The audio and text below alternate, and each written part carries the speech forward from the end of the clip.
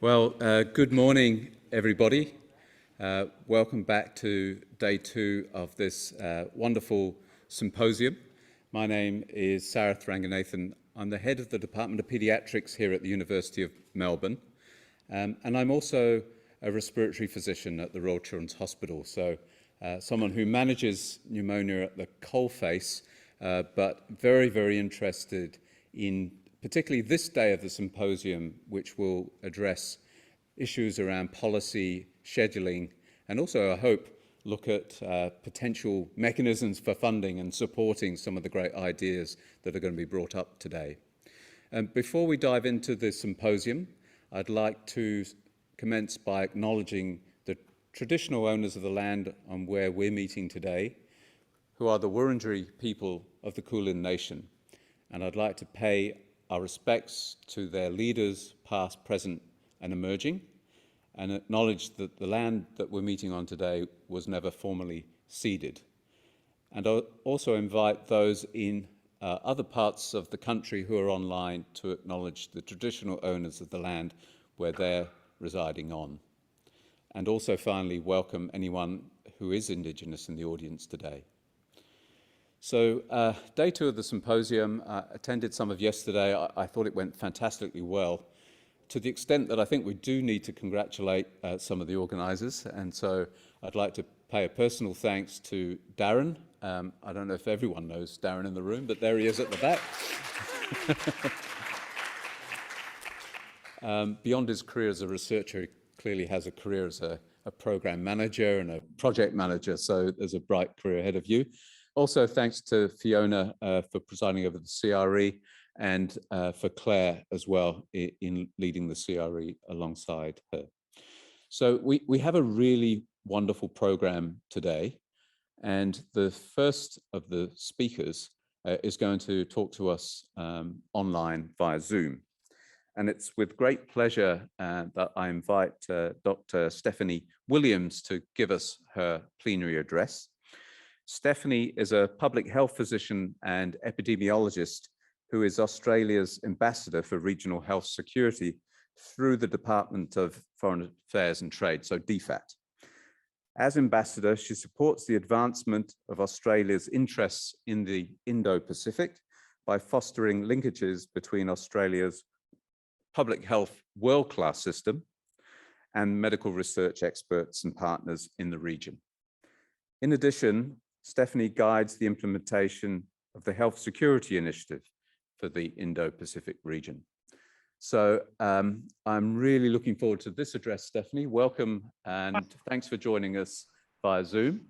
For those who have questions, please put them in the Q&A and those in the audience, we will have microphones at the end. So we don't have a specific extra session for questions, but if there's time available at the end of Stephanie's address, we hope to take some questions then. So I'm going to hand over to Stephanie. Thanks very much again and look forward to your plenary session. Thanks, Sarah. And I feel a bit of dread about the size of the screen in the room and being in from Zoom, but I'm actually calling in from Washington. And as I start, I want to acknowledge Stephanie, we can't quite hear you at the moment. So we tested the sound before. Now we can hear it, yeah.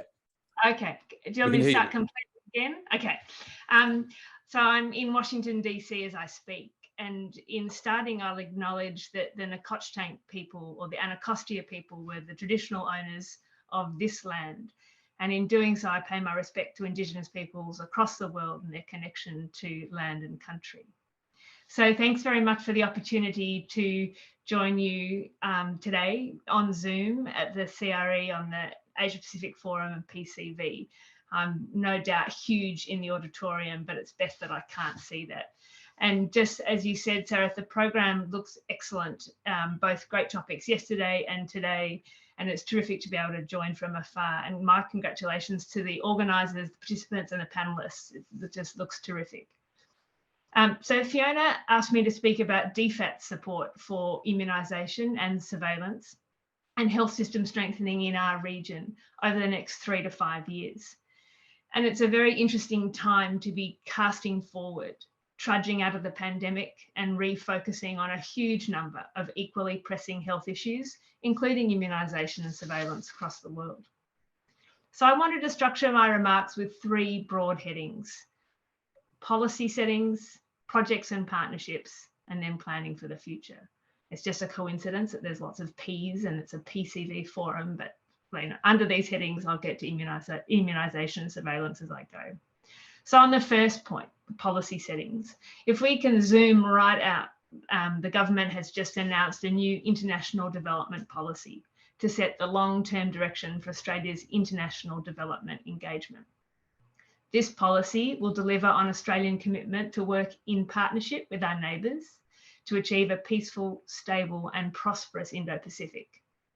It will also see Australia contribute to a global system to meet development needs. Public consultation is open. There are submissions invited on the website, and we are in listening mode. We are in listening for ideas on how we can work together to achieve the Sustainable Development Goals. It's expected that this policy will be finalised in the first half of 2023. As well as being SDG 3, health is a central part of COVID recovery, and healthy people and stronger health systems are essential parts of effective states, resilient and prosperous states in our region. And as a long-term partner in health with countries and globally, the development of the development policy offers us all a chance to think in an integrated way about how health is part of our future development program. But if you ask me right now, today, what are the health priorities of DFAT at the highest level, they boil down to three main areas: advancing progress towards universal health coverage, further building national, regional and global health security, and advancing sexual and reproductive health and rights. And we deliver this support around these three areas through multilateral channels, regional and bilateral.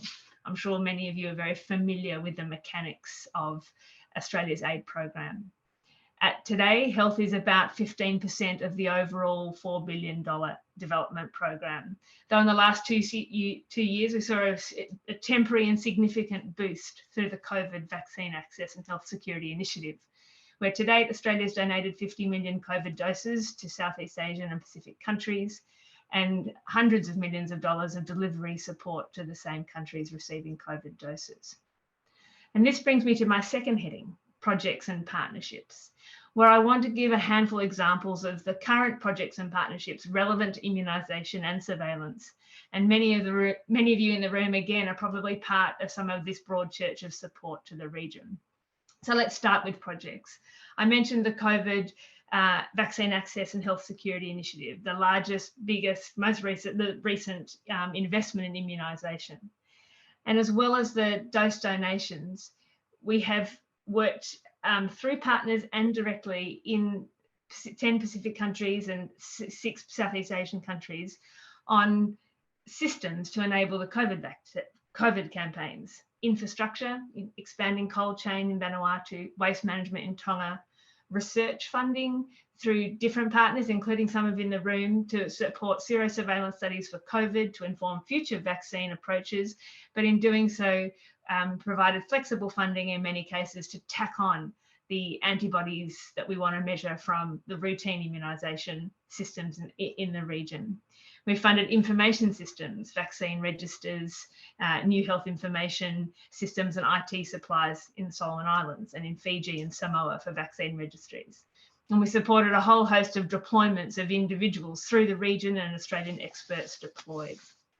In the final year of this funding, which is a financial year, 22-23, not the final year of support for immunisation, we've expanded the scope of this temporary measure to address gaps in routine immunisation, recognising the acute coverage gaps that we have contributed to through the diversion of focus, resources and people to the COVID campaigns.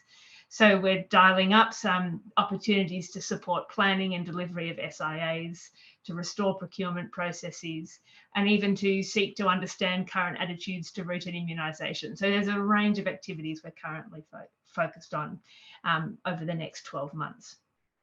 Recent consultations about the future of health, infectious disease investments in the region have identified that ongoing support to immunisation and the surveillance that supports it is a priority for the next 5 years, is what we have heard from partners in the region and in Australia. And so it's quite deliberate with the examples I gave in terms of health information systems, workforce, infrastructure, that we're thinking and talking in system building blocks. So as Sarah said, people are talking today about schedule changes. When we think about it from DFAT perspective as a funder, an enabler, and a financing partner of good work, we take a step back and have a look at the system needs and what we can do to support improvements across a range of areas. Still on my second heading and still on the theme of partnership, I want to go global now and talk about DFAT and Australia and our work with Gavi, the Vaccine Alliance. So Australia is a long-term supporter of Gavi through multi-hundreds of millions of dollars of commitments over the last 20 years.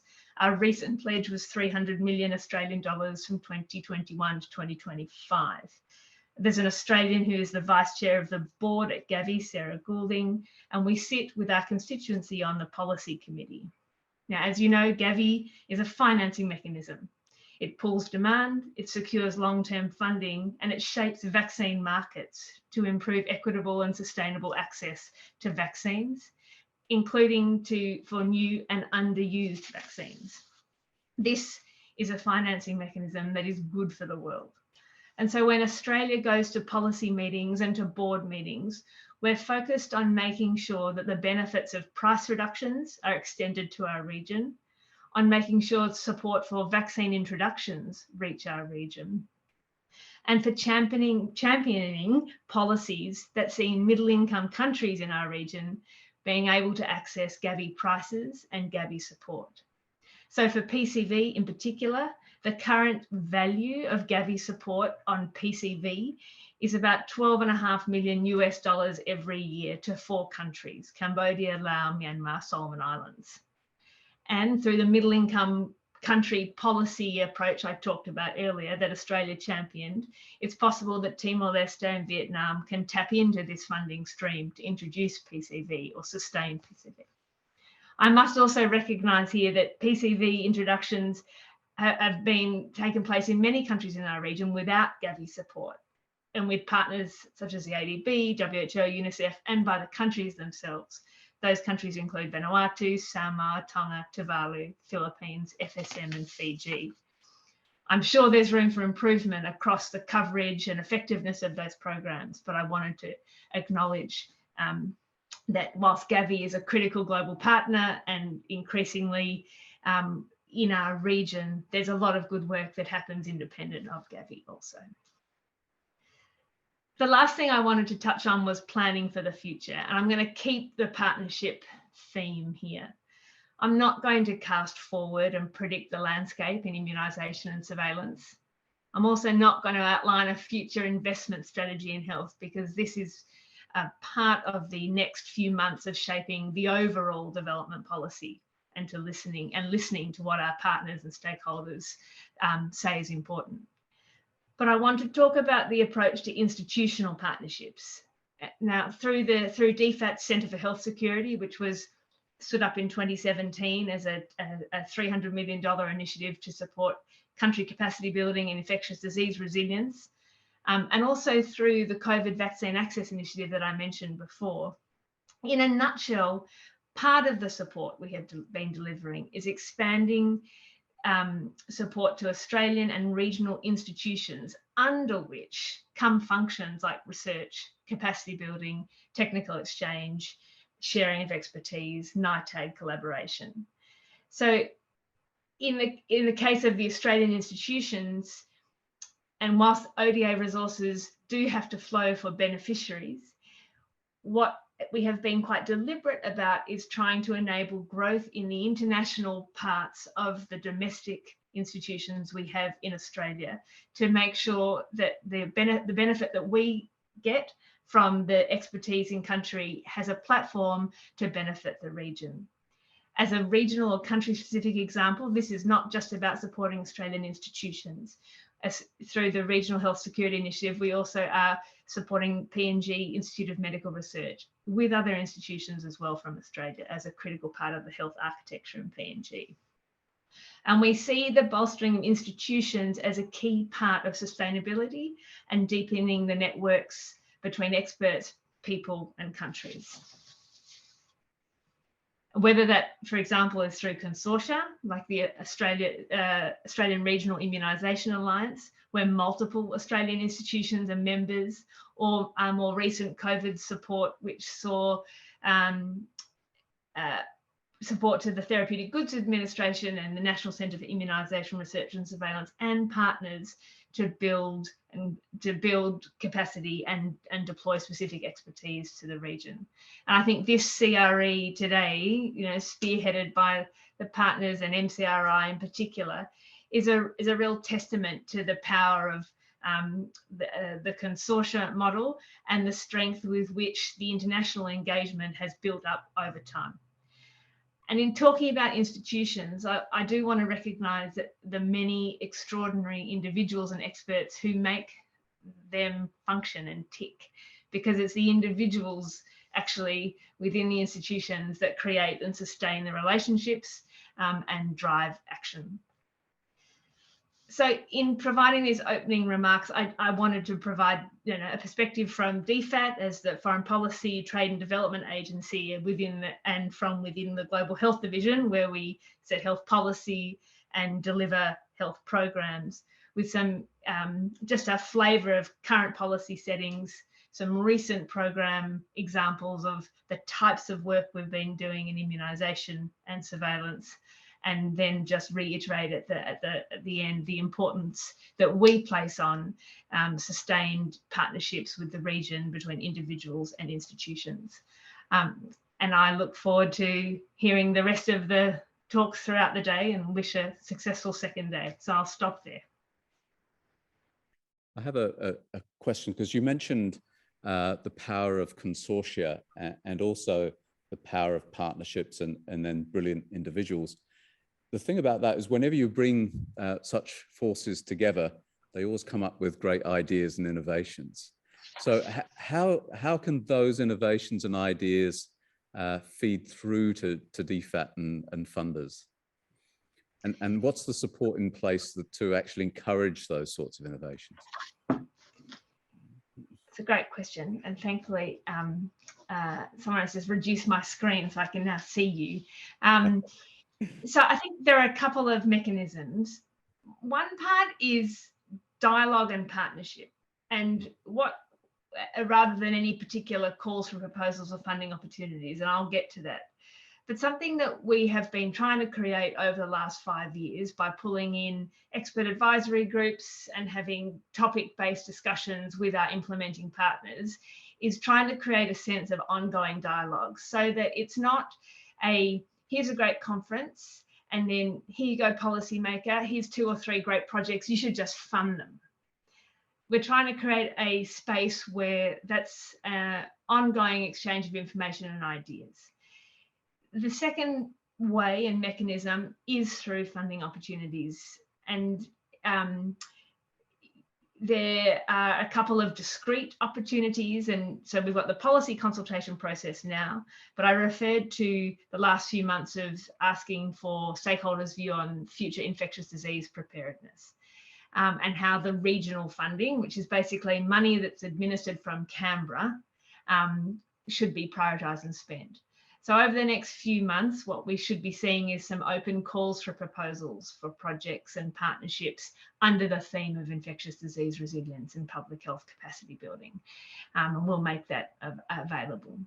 And then I guess the third way, and it relates to the first one, the first idea of dialogue, is the multilateral platforms and making sure that some of the consortia, the ideas and the groups have avenues, which I'm sure you are already created, and the number of Australians and regional partners that are on the TAGs, the SAGs, the SAGES, all of these soup of acronyms that support the global policymaking bodies is another really important way to feed in local and regional ideas of innovation.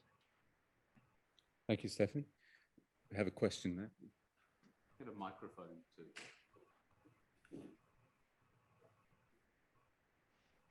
We have a question coming from the audience, Stephanie. The camera will perhaps zoom back to them in a second. Thanks, Stephanie. I really enjoyed your presentation. I'm Catherine Satsky from MCRI. I guess, collaboration and kind of equitable partnerships is really important to us in the CRE. But I guess I'm just wondering, as a funder, if you had any reflections about how that, could or should be kind of embedded into the funding process, and your sort of DFAT perspective on that. It's a really good question, because there is definitely lots we can learn from partnership models and the way we've seen these. So way I've seen even CRE partnership models evolve over time. And I say that from a kind of a consumer of CRE, both from working in the Department of Health and then in DFAT as a consumer of outputs. In some of our current project partners, we have also seen very deliberate partnership frameworks established within the consortia partners, and the Strive project led by Leanne Robinson in PNG is one of those, where the how that project is structured is as important as the what it is doing. And I think as we think about some of the requirements for future funding rounds, we're increasingly thinking about how to build in the how of the partnership, and look at that in an application process on equal footing, for example, as the what it proposes to deliver or achieve over the period of time. I hope that's answered your question, and if it's not, feel free to be more specific in what you wanted to ask over. Catherine's got a thumbs up, which I think means that you satisfied her perfectly. Thank you. Any other questions from the audience? I've got one other question, Stephanie, because we do have a bit of time. We find this in other aspects of health funding. There's often a focus on sort of immediacy, and sometimes the chronicity or the long-term goals are slightly neglected, because the expediency is often something that is immediately rewarding. How does DFAT account for sort of longer-term goals, projects that actually have their outcomes that are not attainable within, even a decade timeframe, etc.? Is there any focus on that or structures to be able to assess the quality of those sorts of programs? Yes, and you're right, and you're right, especially now when we're still trudging out of a crisis mode in health funding. So we're right out here. I know my hand's going to disappear from my screen here, but and before we were probably in the middle thinking about some short term, some medium term, and then and being able to have a longer term view. Obviously we work in 3 to 5 year funding cycles. Obviously we adapt to changing priorities of government, both our own and governments in the region. But when you look back at, so what is the enduring commitment, for example, in bilateral health programs between Australia and the Pacific on that system strengthening, for at least 15 to 20 years, we have been chipping away at some building blocks of health system improvement in countries in our region, with countries in our region. I think that there is, through a kind of evaluation and monitoring process, ways in which incremental progress does lead to subsequent grant rounds. And the Dev Policy blog gives a great example of a domestic violence centre in Fiji that was funded for 25 years and eventually transitioned to local ownership. I don't say we don't get it perfect and we don't get it right all the time, but I would say there's plenty of space in how short, medium and long-term problems are described in project proposals or in partnership grants to us that let us keep an eye on the future. And again, drill down for a more specific question or example if you want to go further on that. Over. I think you've satisfied my question perfectly well, as you did Catherine's preceding that. So any other questions from the audience? We're just perusing the chat. I don't think there's a specific question in the chat. So no, I can't see one. No. Well, I think we've almost come to the end of the time, Stephanie. The one thing I did want to mention is that, as you're aware, the Royal Children's Hospital attained 150 years worth of history a couple of years ago. And we did produce a book. So we do have a copy of this book, which we will post to you in gratitude for your presentation here this morning. We probably can't afford the stamp to New York. So are you back in the country soon? If you do, let us know. I actually am going to be where you're standing, ironically, next Friday, the 18th of November. So if you just leave it under the chair, I'll pick it up. Fantastic. We'll leave it on the podium. Yeah. And we hope you enjoyed reading about the history of the hospital, and very grateful for your participation this morning. Thanks very much, and a round of applause for Thanks for having me. Thank you. And before we go on to the next speaker this morning, I just wanted to extend an appreciation to Gus Fraser and his team for managing all the IT in the background, because I realized what a skill set that is when he was panning on to Catherine and drawing the audience into the conversation. So thank you very much, Gus. So thank you, Stephanie. We'll move on to the next speaker, who is Dr. Hardeep Sandhu. Hardeep is the WHO regional focal point for vaccine preventable disease surveillance and new vaccine introduction. He's a medical epidemiologist with expertise in immunization systems and recently completed over 2 decades of work at the US Centers for Disease Control and Prevention. So welcome to the podium, the virtual podium, Hardeep. We're very much looking forward to your presentation. I understand, in contrast to Stephanie, you have slides. So Gus will help us with your slides.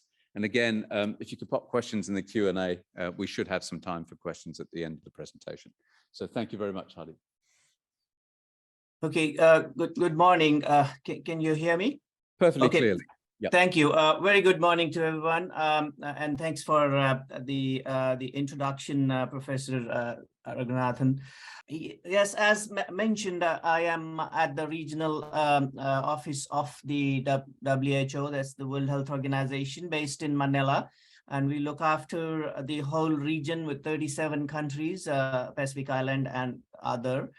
And I've recently joined here and took over the vaccine preventable disease surveillance and immunization portfolio, specifically focusing on integration of the surveillance for VPDs and trying to make it more comprehensive, and also looking after the new and underutilized vaccines. So the topic given to me is by Dr. Fiona was to talk about supporting PCV and other new vaccines introduction in the Western Pacific regional countries. So I will be going beyond PCV just to give a sense of, because all new vaccines are fairly or mostly treated equal in terms of how they get introduced, or they got Gavi support and other things and decisions associated with those.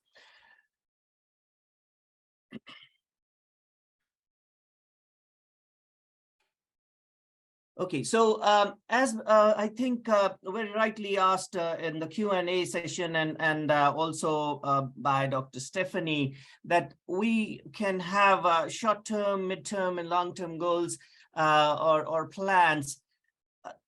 I wanted to start with a regional strategic framework for vaccine preventable diseases and immunization in the Western Pacific region, which has been recently endorsed by the regional committee, which is the highest committee which advises the Western Pacific Regional Office of WHO. And the period we're covering is 2021 to 2030. So it's a 10-year plan with a roadmap and strategies defined. So here on the slide, I have tried to depict that this particular plan has 18 strategies to achieve 3 strategic objectives.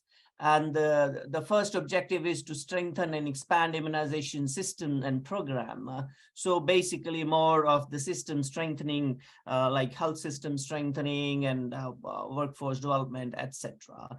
The objective 2, we naming it as managing health intelligence on vaccine preventable diseases and immunization, which includes the surveillance for VPDs, and also a big component is the lab support, because as we know, particularly the new vaccines, they do need a lab support to determine first, even to diagnose the disease, and more importantly about the serotypes and other sub-analyses which need to happen. And to tie it up all, we should use these data from epidemiology and lab, and these data should talk to each other so that we have a good data analysis and information coming out, which can be used for decision making and appropriate action.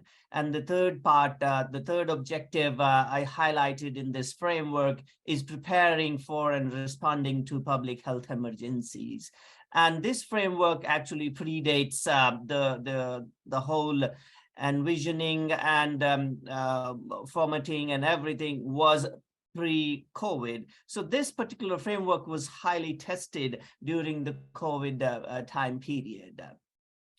I think the audience would be aware of the Immunization Agenda 2030, which is at a global level and has been endorsed by all lead public health agencies that deal with immunization. This is the agenda that by 2030, the certain things will be achieved. So our framework for the Western Pacific region, again, it predates or it was designed even before the IA 2030 was designed, but we have aligned it well with the global agenda so that we can synergistically make progress with the vaccine preventable disease control, elimination, eradication, and continuing to cover the various vaccines and have adequate coverage with them, and then continue to introduce new vaccines through a robust system. I wanted to touch a little bit of the impact of the COVID-19 pandemic on what we do here at Western Pacific Regional Office, and how our countries are impacted. So just, it's a short list, just going over, just I thought it deserves a mention because COVID is everywhere and it has impacted the system in short term and in certain cases, definitely for longer term also.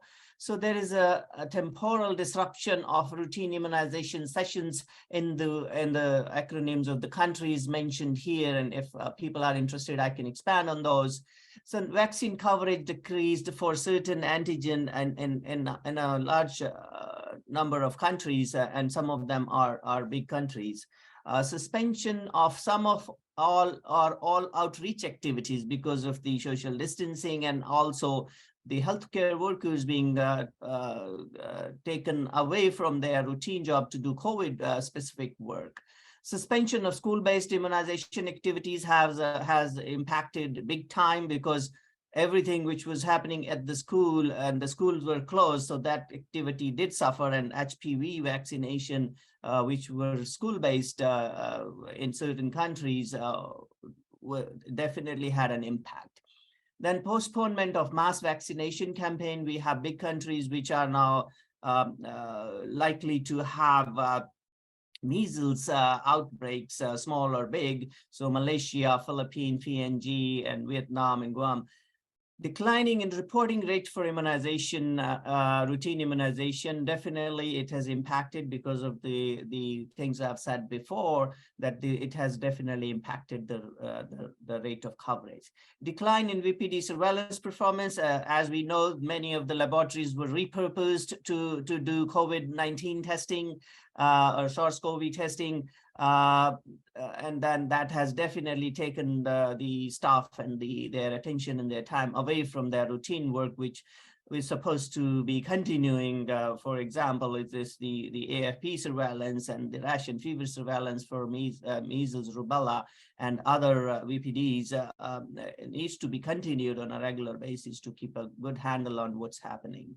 National and provincial EPI staff repurposed to COVID-19 response, so there was insufficient human resource for maintaining the performance of regular work, and you have a long list of countries there. A reduction in national and subnational vaccine stops due to travel restriction, as with the lack of drivers and transportation. Then at the subnational level, the push of the vaccine to those levels was very difficult, and it did impact the stockpile and even led to stockouts.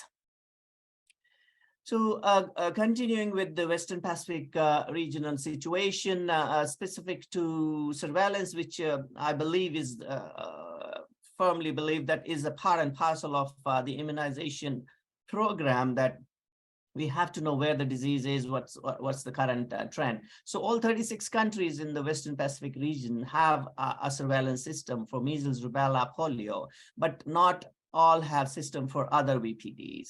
So our framework is trying to address that. Of the 17 countries in a recent 2017 joint review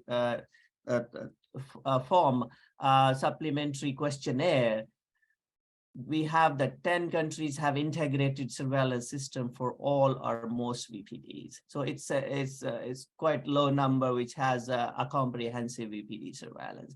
In general, the laboratory capacity in the Western Pacific region has been improved in the last 5 years, and especially with expanded molecular capacity.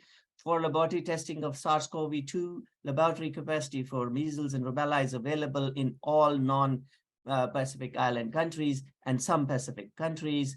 Laboratory confirmation of poliovirus is available in 10 non-PIC, and all countries have access to regional and global polio specialized laboratories for referral of samples for testing. Continuing with the situation, many low and middle income countries lack the capacity of bacterial confirmation, especially for diphtheria and or typhoid. And particularly this area is lagging behind because you have to have a direct tests available close to the cases. The COVID-19 pandemic has resulted in rapid expansion of labs with capacity to perform RT-PCRs to detect vaccine preventable diseases.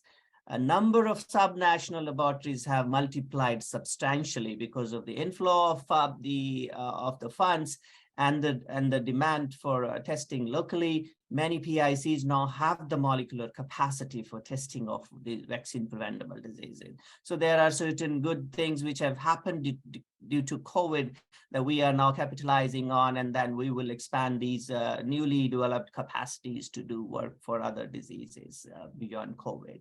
The COVID-19 epidemic has negatively impacted VPD surveillance in the Western Pacific region. In 2020, both staff and equipment of all VPD laboratories were repurposed to test for SARS-CoV-2, resulting in delayed testing for other VPDs, and many times it was late reporting. I will not go into detail, but just to give it a flavor that in our strategic framework, we are developing a comprehensive VPD surveillance and identifying minimum requirements in countries and areas in the Western Pacific region. So if you look at the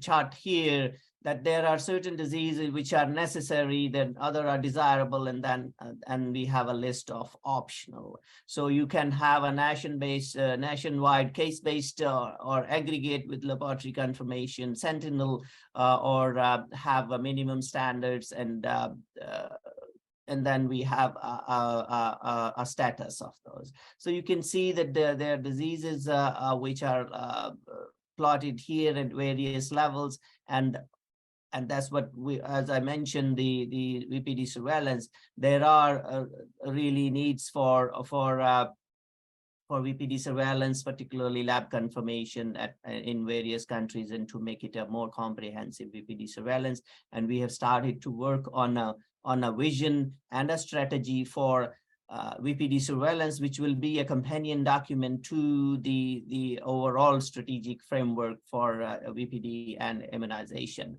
So in this, we plan to have incorporate vaccine preventable diseases as part of integrated communicable disease surveillance system, including integrated planning and funding. Invest towards an integrated syndromic surveillance platforms, for example, measles and rubella, and then invasive bacterial disease, vaccine preventable diseases, rotavirus and pediatric diarrheal disease, and dengue and measles. So bringing them together integrated, we can have some synergies and some cost savings. Develop legal frameworks, surveillance and laboratory guidance and coordination mechanisms for reporting and investigation of VPD cases and clusters and outbreaks. Legal framework, we have recently even faced more issues with COVID-19, that sometimes the reporting of cases, there is no legal framework available. So the system, the health or immunization system struggle.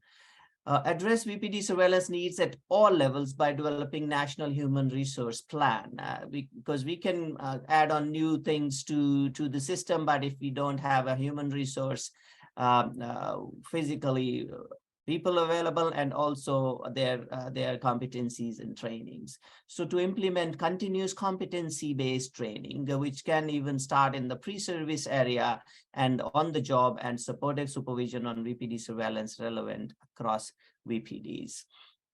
Then current issues and challenges of VPD surveillance. So COVID-19 pandemic has negatively impacted VPD in Wipro, and 2020 both staff and all VPD laboratories are repurposed. We have currently multiple VPD surveillance systems in operation in countries with minimum to no coordination among them. There are silos and vertical programs, and we are looking to map them and see where we can have more synergies and more common pieces can be done together to save cost and time and avoid duplication. There is weak collaboration between epidemiologic and laboratory surveillance in many countries.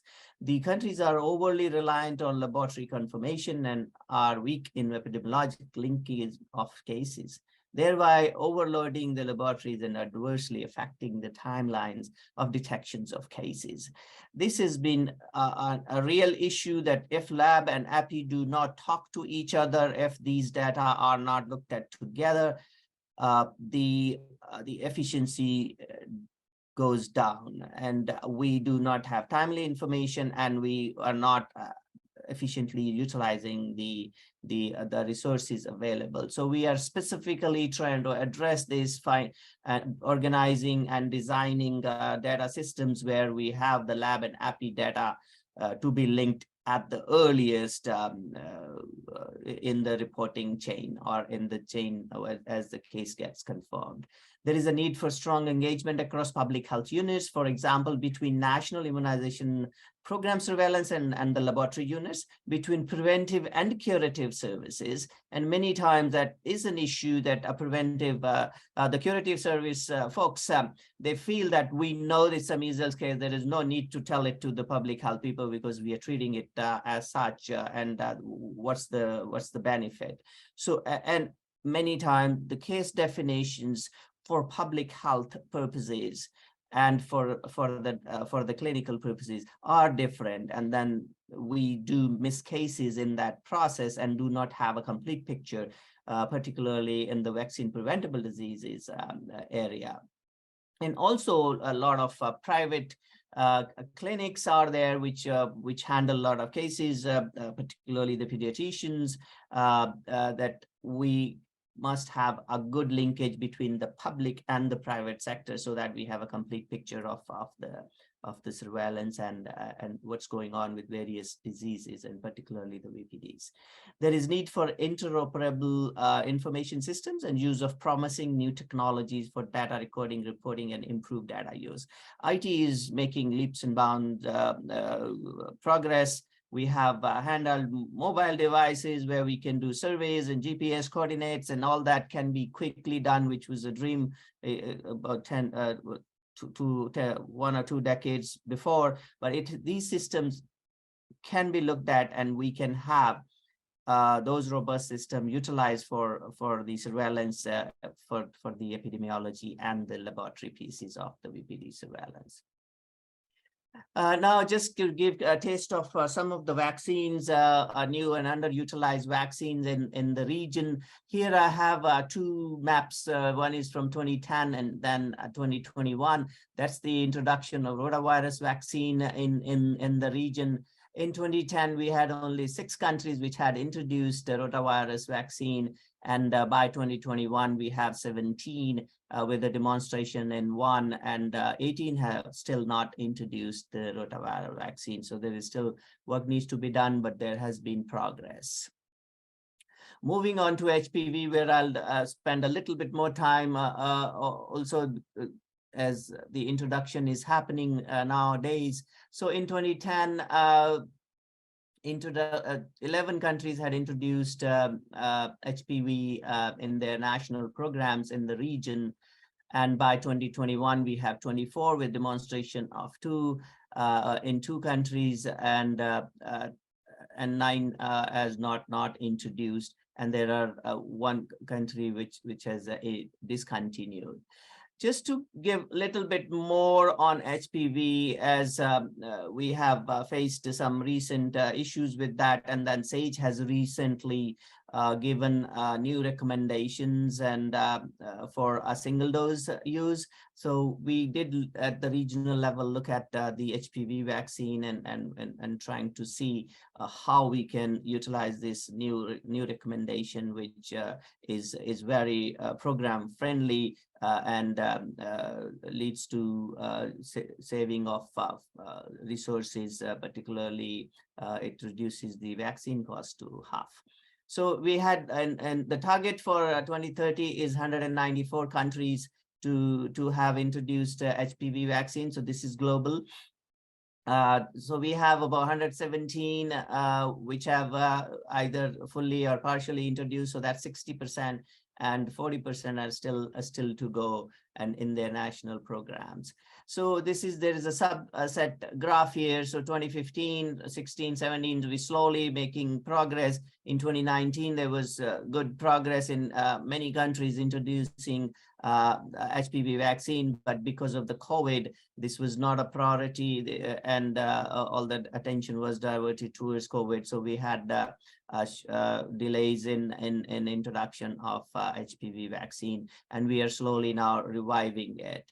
So just to mention here that the trend of the new and the underused vaccine globally, you see here that the HPV vaccine here, which is at the lower level here, it has come down in 2020, and some vaccines have less impact, but HPV did have a huge impact on its coverage.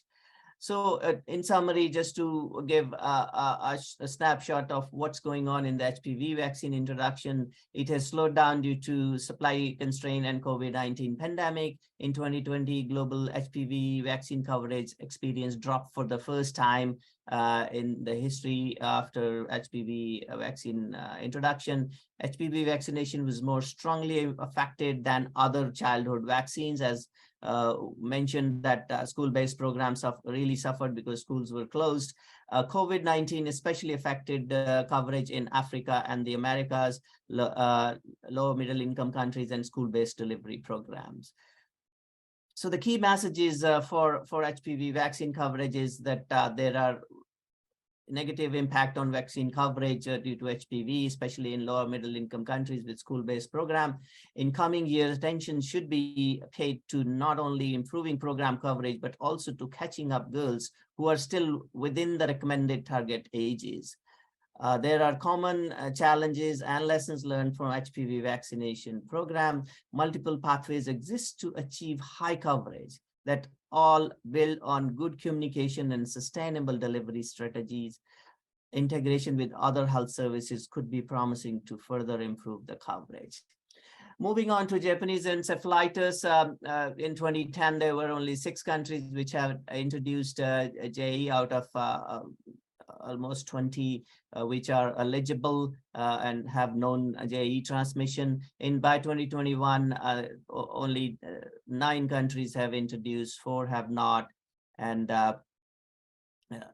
just to just quickly say what are the issues around JE vaccine introduction. Disease surveillance is a problem with JE. It is a fragmented surveillance system, including national notifiable disease reporting system, sentinel JE surveillance system, and sentinel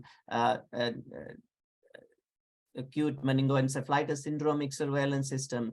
There are challenges with laboratory capacity, including availability of diagnostic kits, timeliness of investigation, reporting, training, and specimen transportation in particular, lack of sequence data genotype from both human and animal source to better understand prevalence of certain genotypes, need to improve collaboration of JE control program with the veterinary services and the entomologists. And a recent outbreak of JE in Australia has really taught us new lessons or reiterated on the lessons that we must have a good collaboration, a collaboration with the veterinary services and the entomologists in order to have a good handle on outbreak and have control measures. Need for guidance to identify and manage JE outbreaks. Surveillance might be needed to detect ongoing virus circulation in areas where human disease is controlled. Coming to lastly to the PCV, the data I have from the region is in 2010, there are 14 countries which had introduced PCV in their routine program. By 2021, there are 32 countries and 4 are still waiting or pending introduction. The strategic plan, which I mentioned, the framework for the vaccine preventable disease and immunization for Western Pacific 21 to 2030, the regional situation we identify in that document is the PCV has been introduced in 32 countries. There are issues and challenges identified that need to be addressed by through this plan by 2030, an increase in incidence of non-vaccine type disease after use of PCV.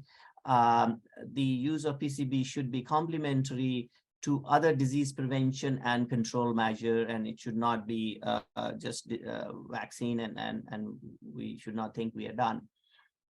So strategies proposed in this framework for PCV or the pneumococcal disease control is to introduce PCV in remaining countries of the region, prioritize countries with high childhood mortality, achieve and sustain high immunization coverage of the PCV when introduced, establish, strengthen, and sustain surveillance for invasive pneumococcal disease, strengthen laboratory capacity to detect pneumococcal isolates from patients with invasive pneumococcal disease, and conduct nasopharyngeal carriage surveys, monitor changes in disease and the circulation of pneumococcal serotype in the community after the introduction of PCV into the RI program. So here I have listed some resources, the regional framework I mentioned, and then has linked for a pre-qualified vaccines available for the various programs, and then HPV vaccine portal data. It's a very nice tool where you can have details on where we are in any country in the world in terms of the coverage and vaccine and doses used. Then we have other resources for pneumococcal conjugate vaccine, cost calculator, WHO position paper for its use in community outbreak setting in older adults, and a recent position paper for its use in infants. So these resources are available, and that's all I wanted to say on this topic. Thank you very much. Thank you very much, Dr. Sandhu. That was an excellent and comprehensive description of the work that you're undertaking.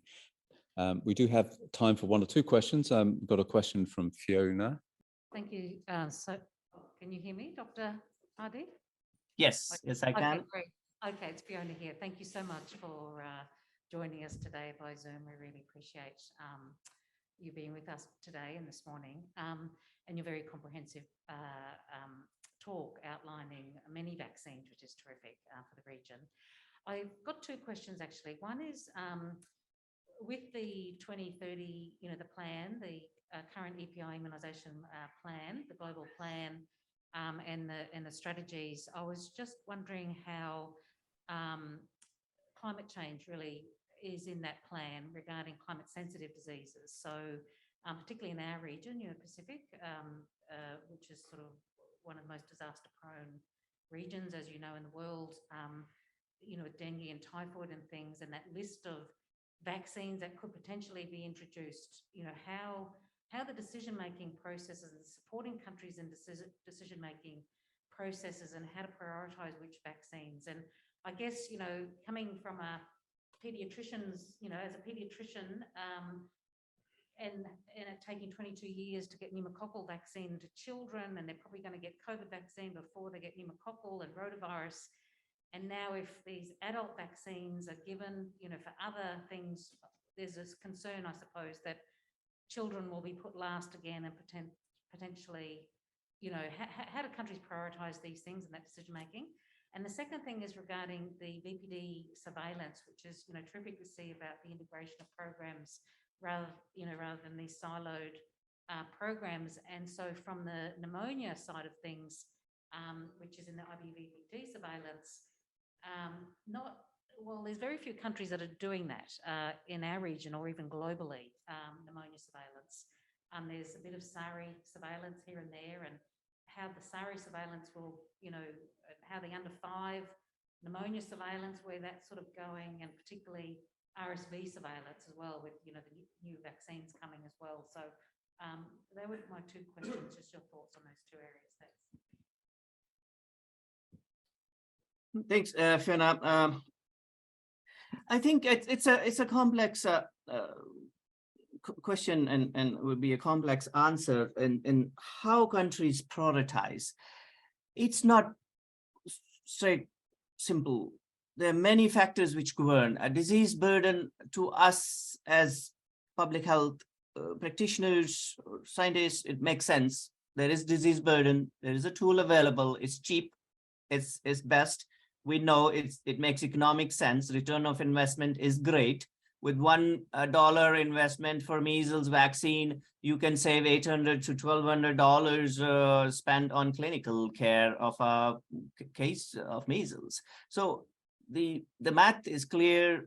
We know the tool is good, but countries do not always think that way. There are political decision, there are decision-based economic decision. Some countries have a stance that unless they produce a vaccine domestically, they are not going to introduce that vaccine. So that comes into play, and we have many examples available that they will delay the introduction of vaccine till they have their own vaccine. So it's a complex question. We do have systems in place to encourage and support and kind of nudge the countries.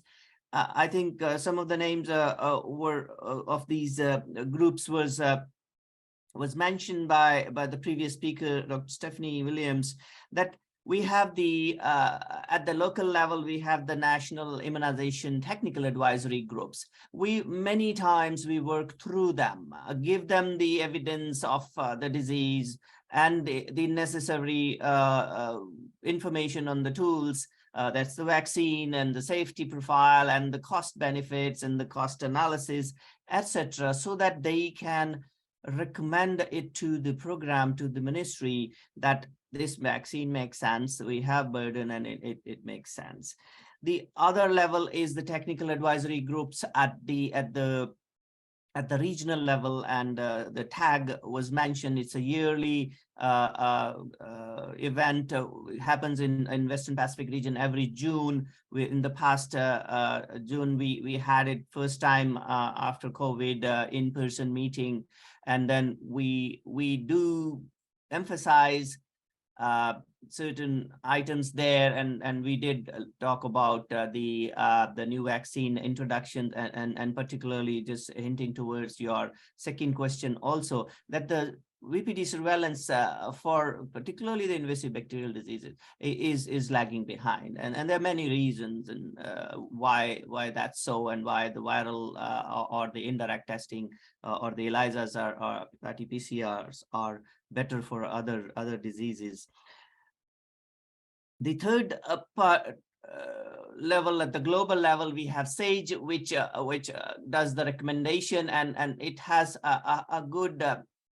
I believe personally, after this more than 3 decades of experience of having worked on immunization, that advocacy, if you mention SAGE has recommended, there is a value. There is a value if the tag has recommended. There is a value if the NITAGs have recommended. And then the advocacy has to take place with the country. So it's a process. Sometimes it takes decades or 5 years, 6 years to convince a country. And not to miss mentioning Gavi, with those countries which are Gavi eligible, Gavi gives a good nudge because it comes with good funding, with things planned and encouraging, and then it's a multi-partner effort, and that also encourages the countries to prioritize particular vaccines. But it's not simple, it's complex. It requires everything in your arsenal,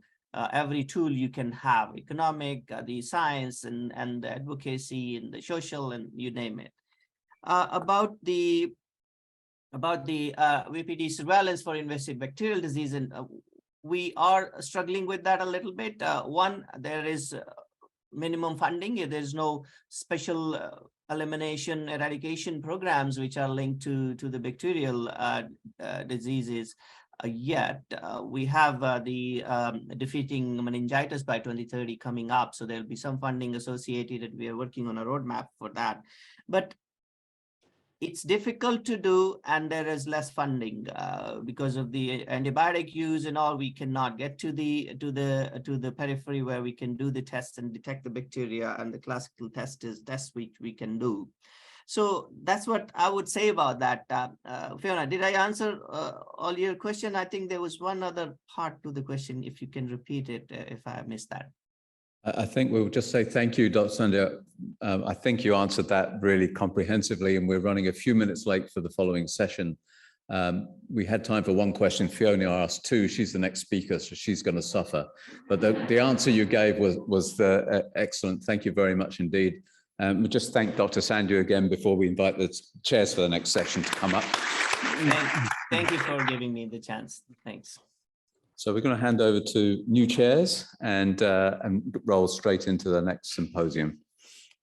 Good morning, everyone. I would say next section will be continued by the topics: how low can we go, and PCV schedule, and policy decision. We're going to have 3 speakers.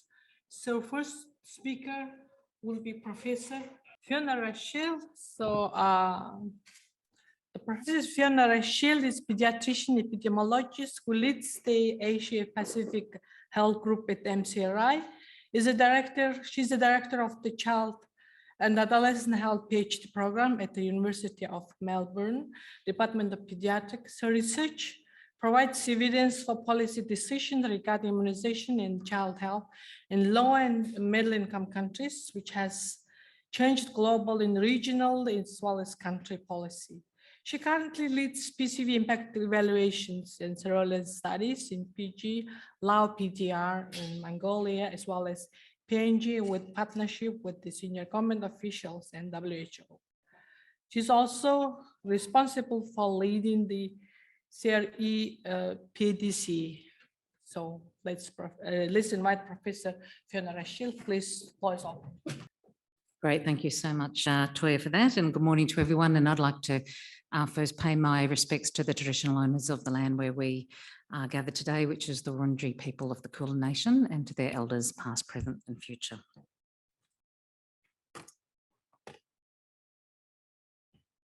Okay, so just to declare I don't have any conflicts.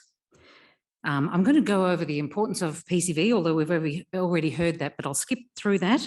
Outline some of the data needs for decision making from what we see, but we're going to be discussing further today, and also the role of our Centre for Research Excellence. And so childhood pneumonia, as we all know, it's still a huge problem. It has declined, thankfully, over the last few decades, but it's still a huge issue. And although there's many causes of pneumonia in children, pneumococci are really one of the most lethal of all the bacterias. And we know that PCV works. It reduces pneumonia. There's many studies. We recently did a systematic review for WHO, which isn't published yet, will soon be published, but there's many different definitions of pneumonia, but depending on which one you use, the vaccine is still highly effective. And the reason that there's sort of a vast variety in estimates of the impact is usually because of the case definition, admission criteria, or the methodological way of analysis. There would be some slight differences between countries, but it's a very effective vaccine. And we've also, in that review, didn't find any obvious differences between the two vaccines that are currently available and have been evaluated. And so that's why it's so important to have PCV into the schedule. And it's been estimated that by 2030, if all children got PCV in the countries that have, the highest burden, there'd be about 1.6 million deaths averted in children by 2030, which is the SDG3, the targets for the SDG3s. And also for invasive pneumococcal disease, which cause meningitis and sepsis, a very highly effective vaccine. And this is some data from low and middle income countries. I'm not going to go through the details there. Dr. Hardeep has already shown this slide about the uptake. So even though there is a great vaccine, many countries have still not introduced it. In fact, worldwide, the coverage of PCV is only about 50%. So why is this slow uptake? Well, one is the awareness of the burden of disease. I mean, Dr. Hardeep has also mentioned there why it's very hard to grow in the laboratory and often it's invisible. And there's many other different reasons for pneumonia as well. Also, the cost is really a big issue as well that's come into it in terms of slow uptake. And there's also other things, obviously, other health system priorities where money gets spent on. So for Gavi eligible countries, Gavi has come to the rescue really in the last 20 years and provided financial support. And so the cost of PCV, thankfully, has also gone down, but it's still a substantial cost. So it's now $15 US to fully vaccinate a child with Gavi prices. There's 3 vaccines now. There's one from India, the Serum Institute of India, which was pre-qualified by WHO last year, a 10-valent vaccine, which is the cheapest. It's $2 per dose. And then there's the 13-valent, which is $2.90, and then the GSK at $3 per dose. So they're Gavi prices. So, and really a fantastic initiative that's come recently this year is the Pfizer initiative to offer low-cost drugs to 45 low-income countries, and that also includes vaccines. So there's many eligible countries, and so this is a really fantastic initiative that we hope other companies will also follow the Pfizer lead. But then, there's many middle-income countries, and most in our region are middle-income countries, so they don't get the value or the support from Gavi, and many low-income countries are also transitioning from Gavi support as well. And so PAHO, which is the WHO for the Americas, has a program where they bulk purchase their vaccines for the South American countries. And so they've negotiated prices, and they've been doing this for years. And so they've negotiated prices with the companies, and they've got these middle income prices and have a contract with the companies to say that you can't undercut and provide other countries a cheaper dose than you're giving us, and that's except for Gavi. And so, but even still, even with those cheaper costs, with the Serum Institute vaccine, it can cost somewhere between $9 to $30 per dose per child to vaccinate. And so that depends on the wastage, how much it costs, or whether it's a single dose or a 5-dose vial. And then for the other 2 vaccines, it's about $40 or $45 to cost per child. So that's still a massive budget when you think about in comparison to measles, which is around $1 and things. So it's large budget impacts. And also PAHO has estimated, with the COVID impact, a huge issue on EPI budgets or health budgets in general. So they estimated that in a country of about 50 million people, a fictitious country, that if 100% of the population were to be vaccinated with COVID vaccine, then that's 12 times the routine immunisation budget. So countries are really struggling with what to do now. We don't know what the ongoing COVID program will look like. And then there's maintaining their existing programs and then introducing these new vaccines. Well, they're not new, actually. PCV has been around for 20 years, and rotavirus and HPV and typhoid and all these other things. So it really is a major issue. So PAHO's also estimated that if, so on the left there is a graph to show, how much it costs to fully vaccinate a child with in South America with the routine vaccines and plus the PCV, rota and HPV. And so those three so-called new vaccines are about 80% of the cost of the immunisations that children get. But if they got Gavi prices, then, of course, that price would come down enormously. And if that price comes down enormously, then countries would also be able to afford other vaccines as well and other health programs. And so with the SDGs and the things that have gone backwards, as we've heard from Dr. Hardeep over the last few years in COVID, it's really incredibly important and that no one is left behind, and that includes vaccine equity. So some solutions that we're going to talk about today is reduce the price, of course, that's some degree out of our hands. Some people are doing clinical trials looking at fractional dosing. So can you get away? So if you've got a single vial of vaccine, can you actually, use a fifth of the dose so that 5 children get vaccinated instead of 1? I'm not going to be talking about that today as much, but also, is it possible to reduce the number of doses? So how many doses do you actually need to have protection? So that's a lot of the focus that we're going to have this morning, and Kim and Lei are going to be talking about that. So can you go from a 3 to a 2-dose schedule, which is called a 1+1 schedule? So 1 priming dose followed by 1 booster. So there's many clinical trials going on about that I am not going to talk about, that Kim is. UK is the only country that have converted to a 1+1 dose. They pulled out a dose a couple of years ago, and the data that they needed was a clinical trial. They had invasive disease surveillance to show that the vaccine types were controlled because they've been using the vaccine for over 10 years. Then they modelled carriage and invasive disease data to see what would happen or what they would expect to happen or estimate what would happen over 10 years to the disease if a dose was taken out. But then, for countries, low and middle income countries, many don't have this data to make a decision. And so what do we do? And what is the minimal data requirements to be able to set up surveillance systems? It takes years to be able to do these things. But we don't want to wait that long. So here are some of the things that, we're going to be discussing in the panel. What is some of the data needed? Do we need a WHO recommendation? What do countries rely on?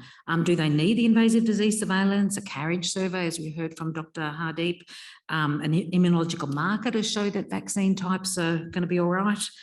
Cost effectiveness, budget impact, modelling, coverage, and also the timing of the first dose. What is the optimal timing of that first dose to make sure that young infants are also really protected, or are there other things that are needed? And so what we've been doing sort of in the last few years is really about the PCV coverage. Is there a metric? Every country measures coverage. So is there a certain coverage you can get that shows evidence of control of the disease? And so PCV also reduces disease in the unvaccinated through herd effects. As PCV resides in the back of the nose, it's spread predominantly from children to their to their household, and particularly the elderly. And so by giving PCV, that also reduces vaccine type carriage in the children, which then stops the spread to their household as well. And so there's additional indirect effects.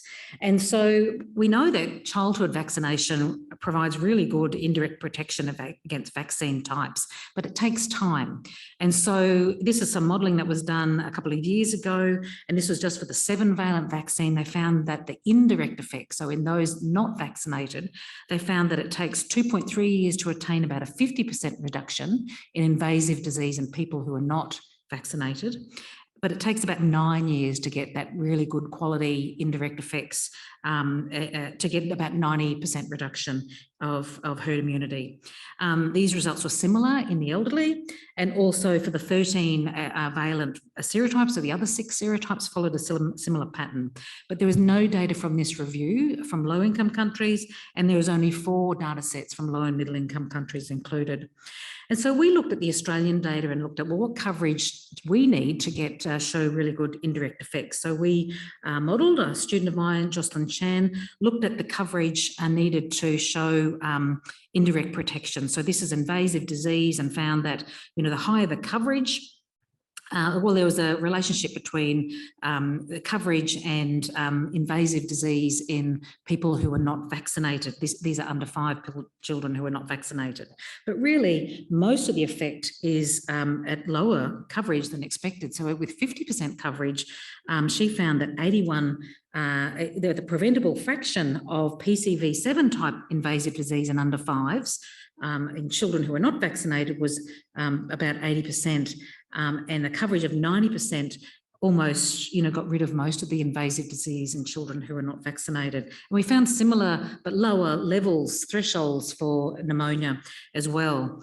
However, countries in our region and generally don't have this surveillance, as we've already heard. It's not feasible, and pneumonia surveillance obviously is not specific for pneumococcal disease. So we've been exploring the role of pneumococcal carriage surveillance, because carriage, as I've mentioned, is a prerequisite also for infection, but also for transmission, and also a measure of the indirect effects the vaccine is having on the unvaccinated. And so we did a study in 3 sites looking in Mongolia, Laos and Papua New Guinea, and where we enrolled children who had pneumonia and took a nasopharyngeal swab and determined their vaccination status to look at that relationship between coverage and carriage as the vaccine was rolled out. These were the 3 very different countries. They had different schedules, different catch-up programs. Some had a catch-up, some didn't. Highly different vaccination coverage, and also different overall pneumococcal carriage rates. And what we found in Mongolia was that a relationship, as you would expect, with higher coverage, there was less vaccine type carriage. And so, and the adjusted vaccine effectiveness was about 40%. And that was just in the 3 years, so only 3 years. And we know that things get better with time, more indirect effects accumulate. And in Laos, we found a very similar pattern as well. And so a vaccine effectiveness against vaccine type carriage of about 38%. We've got some preliminary data from Papua New Guinea, which also shows a similar sort of trend. And so, you know, this sort of data challenges the preconception that high coverage is needed for substantial indirect protects, but that's in our context, in our demographics and our living conditions and density of living and household size and things. But it varies probably based on the demographics. So it suggests benefits with lower and heterogeneous coverage, but it also suggests that the higher coverage may be needed to stop the person-to-person transmission in populations with higher rates of pre-existing vaccine types and transmission of vaccine types. So what we would like to do now is really model that data to see what would happen over 10 years if one dose was removed, and how the results may differ by the pre-existing vaccine type carriage, PCV schedule and coverage, to be able to provide countries in different demographics and different scenarios what they may expect over time, and whether it really would make that much difference overall. And so the other thing is also, when do you give that first dose? Some work we did with WHO a number of years ago, we found that low income countries, low and middle income countries, the burden and the peak of disease is at a much earlier age than high income countries. So the UK has a first dose at 14 weeks of age. But, you know, by 14 weeks of age in Bangladesh, most of the children have, if they're going to get the disease, they get it early and before 14 weeks of age. So they're relying predominantly on herd immunity because they're too young to be vaccinated. So what is needed now for PCV? So for the schedule, what is the timing? And is a clinical trial needed for Pneumococcal? We don't have 1+1 data from Pneumococcal. We've got 1+1 data from the 13-valent, the 10-valent, which Kim is going to summarise.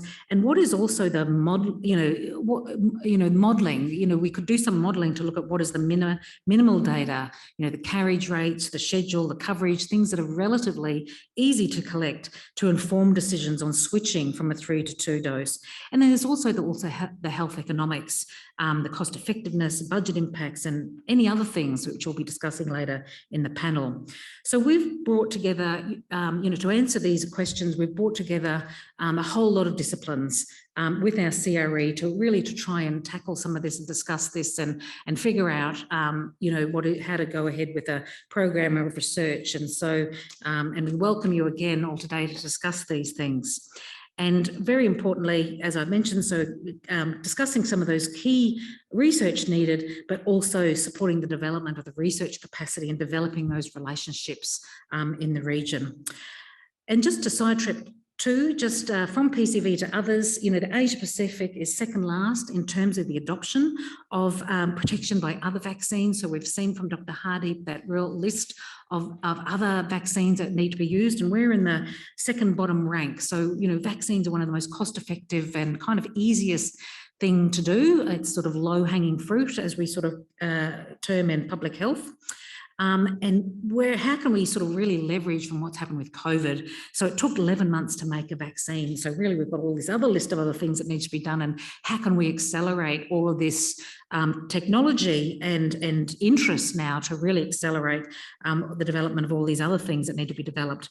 And we've also, of course, got for the last 20 minutes, I'm about to finish, all the developing country manufacturers as well. So this is my last slide. We've learned a lot about developing vaccines, but we really need to learn a lot more about how to use them with regard to equity and access. There's always been an equitable access to vaccines. It's not just COVID. We need to see it as a common good. We need countries to be able to have access to it and learn from the pandemic. And as we've heard from yesterday from our panel and from the people on the panel, it would be a great opportunity for us to come together and develop an ASEAN Pacific vaccinology network, and also potentially look into the pool procurement and manufacturing for emergency use vaccines. So thank you, and sorry for going over time.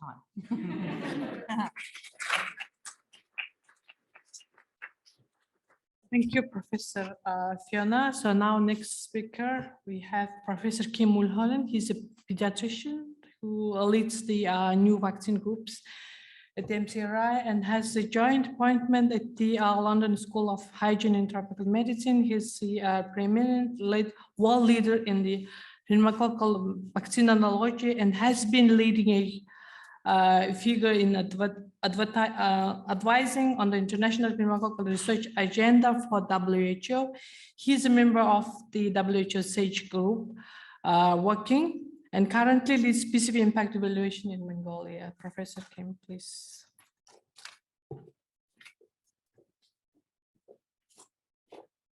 Thank you very much. It's really a pleasure to be here to be able to speak about this.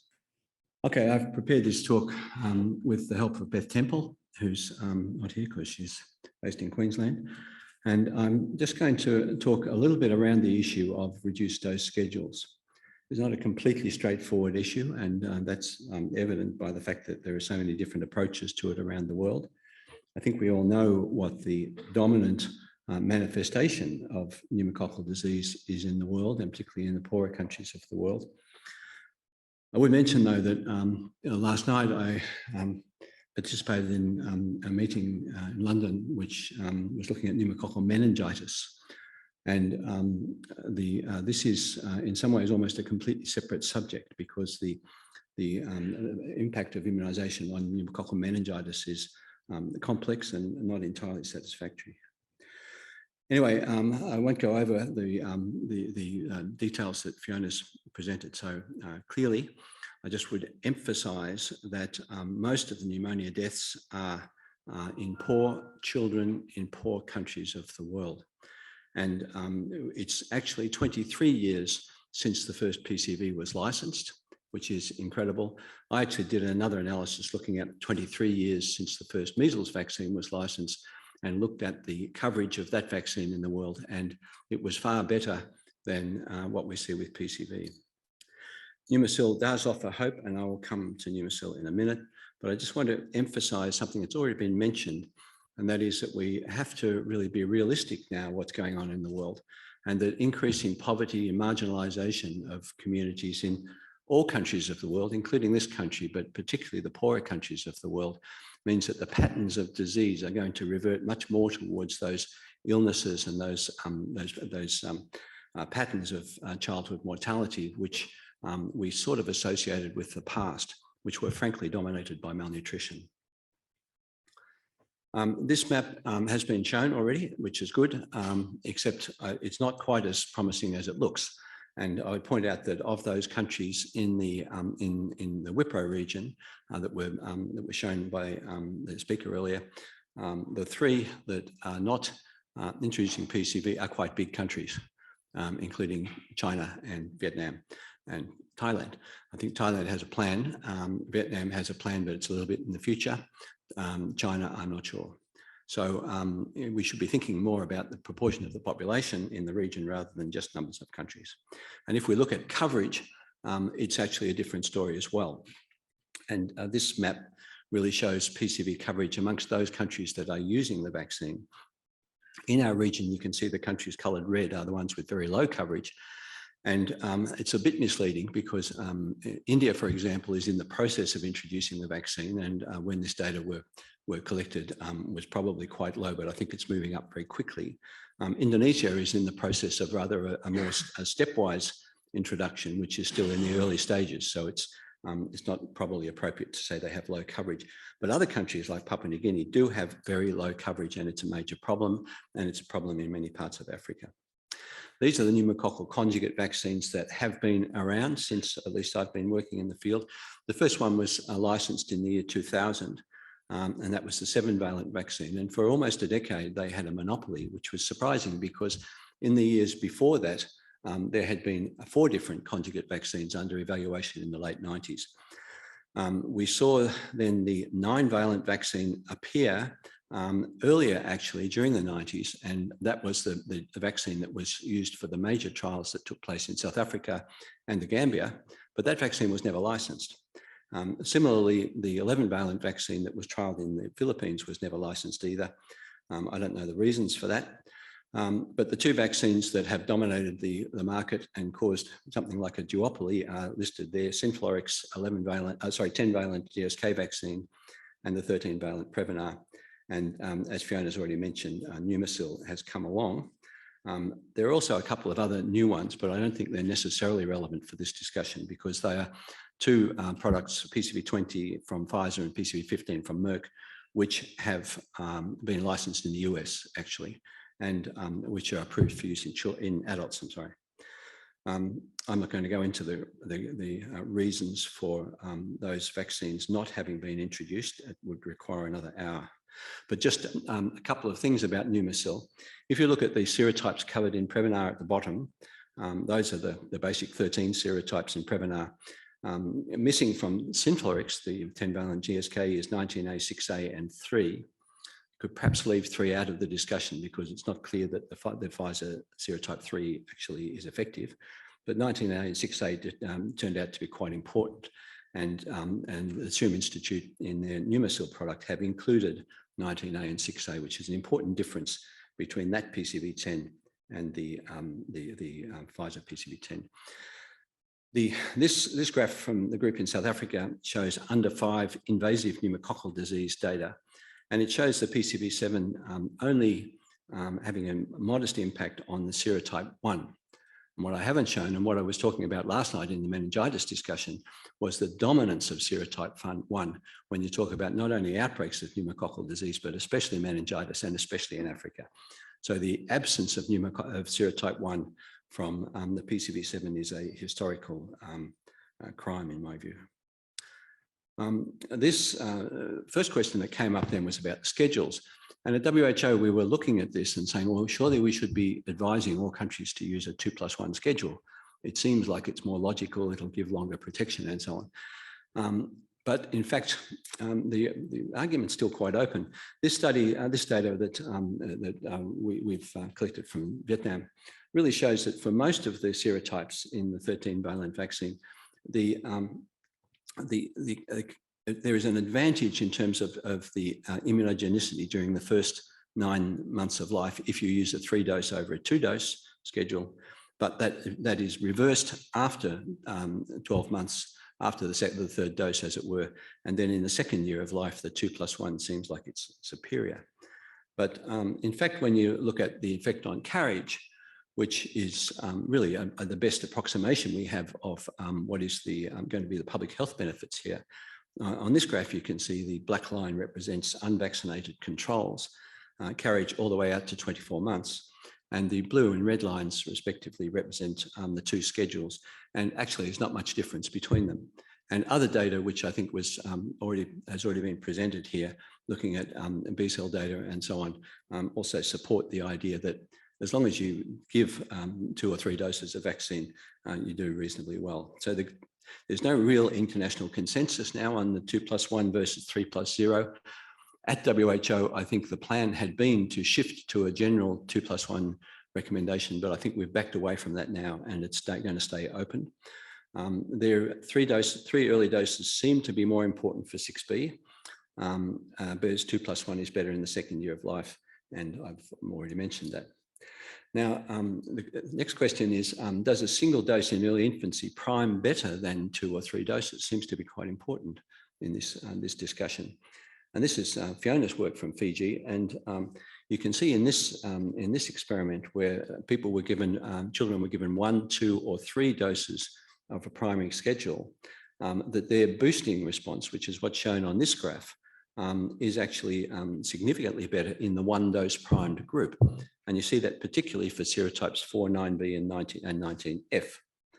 Now, others have looked at this, and Shabir Mahdi did this interesting study in South Africa. It's a little bit harder to look at this graph, but what he's done in this study is he's compared a single dose at 6 weeks and a single dose at 14 weeks, and how well do those prime compared to a 2-dose schedule for people who are going to receive a 3rd dose of PCV13. And I would firstly draw your attention to the serotypes that we mentioned just before, which is 19F and 4. And both of those, which Fiona found to be better with a single dose. Also, you can see those, the brown and green bars represent the 2 different single doses, and they also gave better boosting than the 2-dose schedule. But the reverse is true actually for the 6s, 6A and 6B, where a 2-dose schedule seems to be more important. So it's an open question, which is probably different for the different serotypes. David Goldblatt did a similar experiment and came to similar conclusions, showing that 1 dose is better for serotypes 1, 4, and 19F, and 2 doses are better for the 6s and 23F. So what about protection in the first year of life? Now, of course, there are 2 sides to this coin. One side is if you have a mature program and the vaccine serotypes are not circulating, then they are protected by herd immunity. But of course, many countries don't have such a mature program, and so we have to think about protection in the first in the first months of life. And here we looked at the protection between the PCV13 and PCV10. And a surprising thing really came out here, and that is that after the single dose in a 1+1 schedule, which was conducted in Vietnam, after a single dose at 2 months, we found that for most of the serotypes, that is most of the shared serotypes, that is the first two rows, that the blue lines, which are PCV10, that is Synflorix, were actually gave higher protection level during the first year of life than the red. It doesn't look like much on this graph, and maybe you could say, well, it's probably not going to be very important. But actually, when you look at carriage, you can see that it does seem like it is important. And the way to look at this graph is that on the graphs on the left, the 2 graphs on the left are representing the PCV10 against controls. And if you just look at the bottom line, which the bottom graph, which shows PCV13 type carriage, you can see that there is a significant reduction in PCV13 type carriage during that first year of life after the single dose. Whereas if you shift then to the right side to where the red lines are for with PCV 13 vaccination, there is not such a significant reduction. And that does seem to fit with what we just saw about the difference between those vaccines in terms of their single dose.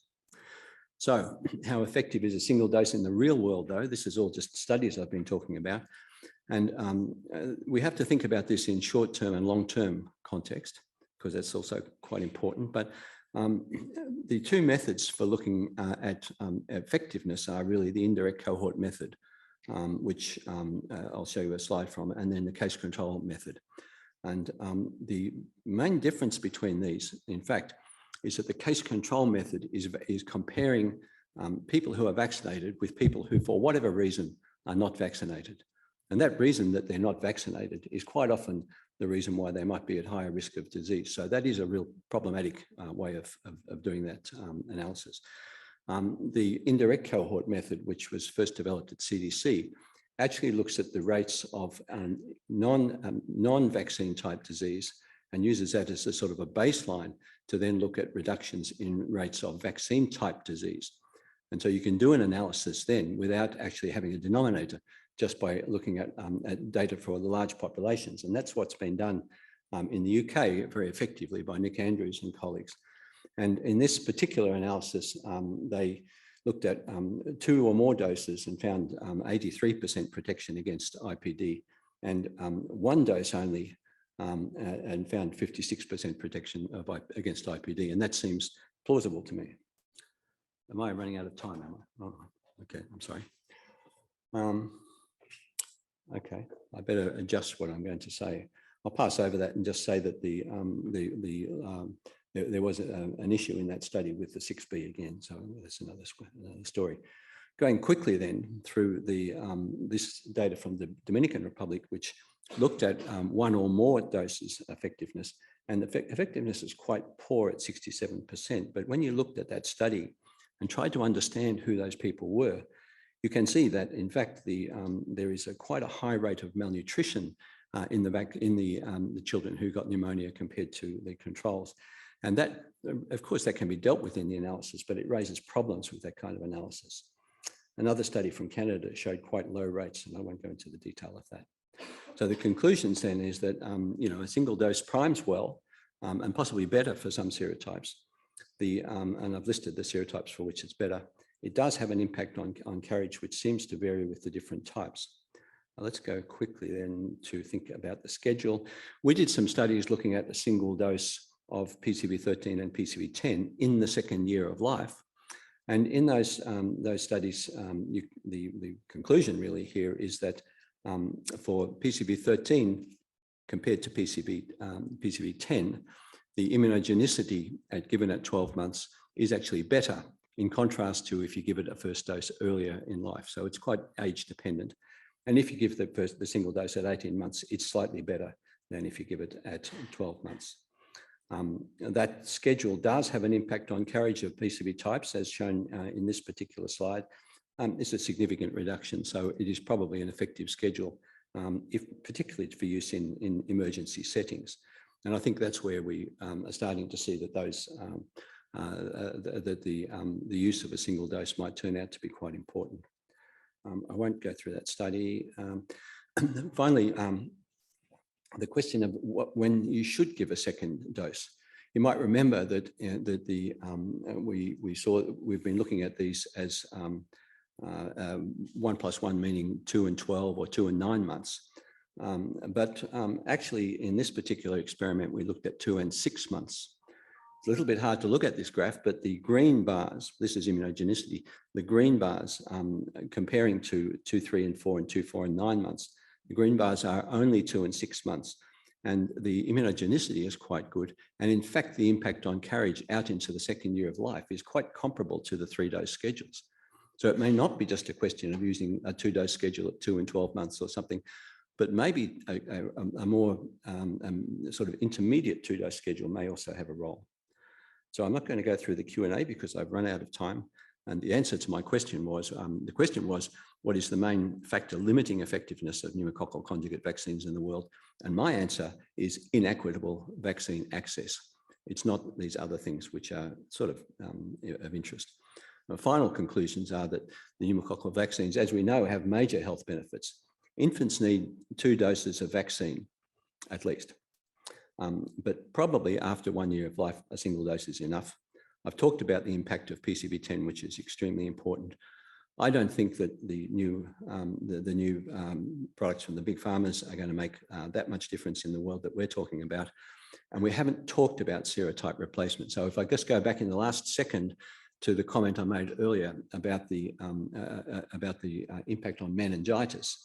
If you look at the impact on meningitis, pneumococcal meningitis in countries like the UK, for example, you see that it's been rather limited in terms of population level, partly because the meningitis cases, of course, are older. But it does seem then that particular replacement serotypes amongst the older age groups seem to have the capacity to cause meningitis. And so you have this problem that overall pneumococcal meningitis may not may not fall to the extent that we expect. And thanks for your attention, and apologies for going over.